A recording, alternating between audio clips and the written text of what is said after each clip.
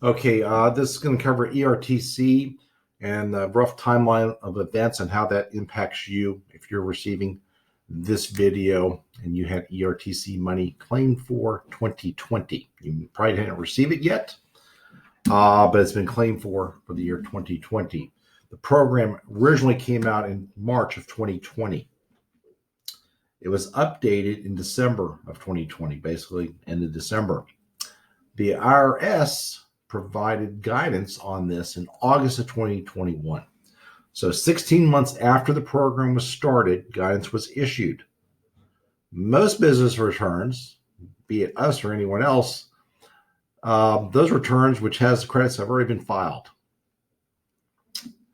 As of August 16th, 2021,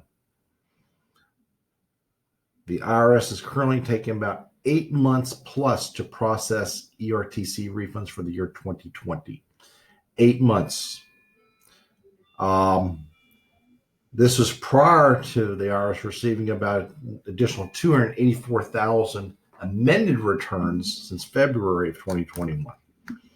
So, i.e., roughly in mid-August, the IRS has a backlog of 1.9 million payroll returns to process, plus the 284,000 amended returns. There's more coming their way. They need to process the related 941s first before looking at the 941Xs that have the ERTCs. We understand it's been 8 months because some people were able to file in February, and that was the first filing date. They just got a refund back. But this is before the additional onslaught of additional returns and additional 941Xs. So the timeline could go further than 8 months out. The requirement that they issued in August is the year that a credit is claimed for is the year it must be reported on the tax return for the year the credit applies to.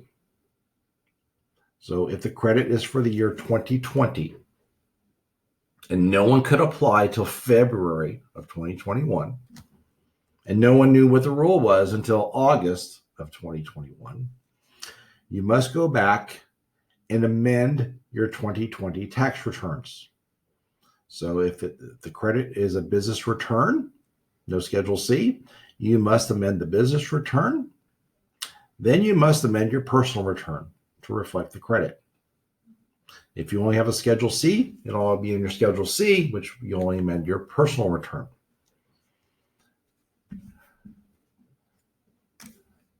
The credit for 2020, which may be received in 21 or 2022 or even in 2023, because some people won't be making those decisions until 2022 based upon many factors, timing, constraints, PPPs, etc. It must be reflected on the 2020 return, or if it's an ERTC for 2021, it must be reflected on the 2021 tax return. So the 2020 return must be amended.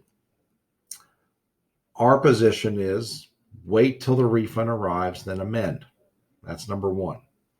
Congress might overrule the IRS. It could be in the year received. So it's still better to wait at this time than to amend. But there's a low probability that Congress will change the IRS rule. Really low. How significant is this? It is now August, middle of August. The rules came out from the IRS in September. Again, in August from the IRS. Came out in August. 16 months later. Well, the tax software is not updated yet because the tax software companies are trying to get a grasp from the IRS on the technical rules on how this actually works. So they've issued a notice, but no one knows exactly what form it gets reported on, how to report it, what needs to be reported, what needs to be disclosed. And so it's been 2 months plus. The IRS is super behind. Again, if you have concerns about the slowness of the IRS and how many calls they're unable to take, which is depends on who you listen to, it's give or take 90% of all calls made to them are not answered. One number has it at 97% are unanswered. Only 3% are answered. Call your congressman, express your concerns that you have problems with the IRS not getting their stuff done. They don't have enough people. They don't have the systems in place, the software, the computer. Hence, this is dragging on. It will drag on for quite some time. And if there's any new rules being passed shortly, depends on what Congress and Senate does, it could get a lot worse than what it is now. So again, that's an overview of the ERTC. It's not taxable money, but the returns will have to be amended to account for it in the year that the credit is applied for. Thanks, bye.